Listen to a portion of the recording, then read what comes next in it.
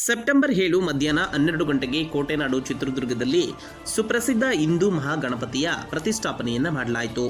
ನಗರದ ಸರ್ಕಾರಿ ವಿಜ್ಞಾನ ಕಾಲೇಜು ಮುಂಭಾಗದ ಬೃಹತ್ ಮೈದಾನದಲ್ಲಿ ಈ ಒಂದು 14 ಅಡಿ ಎತ್ತರದ ಗರುಡ ವಾಹನರೂಢ ಬೃಹತ್ ಗಣಪತಿಯನ್ನು ಪ್ರತಿಷ್ಠಾಪನೆ ಮಾಡಿ ಪೂಜೆಯನ್ನು ಕೂಡ ಸಲ್ಲಿಸಲಾಯಿತು. ವಿಎಚ್ಪಿ ಬಜರಂಗ ದಳದ ನೇತೃತ್ವದಲ್ಲಿ ಹಿಂದೂ ಮಹಾಗಣಪತಿಯನ್ನು ಪ್ರತಿಷ್ಠಾಪಿಸಲಾಯಿತು. ಬೃಹತ್ ಪೆಂಡಾಲು ನಿರ್ಮಿಸಿ ಅಲಂಕಾರ ಮಾಡಿ ಈ ಒಂದು ಗಣಪತಿಯ ಮೂರ್ತಿಯನ್ನು ಪ್ರತಿಷ್ಠಾಪಿಸಿದರು.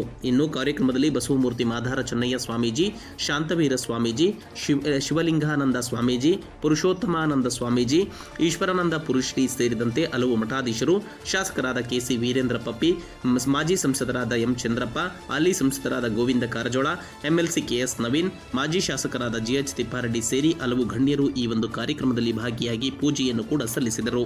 ಈ ಸಂದರ್ಭದಲ್ಲಿ ನೂರಾರು ಮಂದಿ ಭಕ್ತರು ಈ ಒಂದು ಪೂಜಾ ಕಾರ್ಯಕ್ರಮದಲ್ಲಿ ಭಾಗವಹಿಸಿದ್ದರು.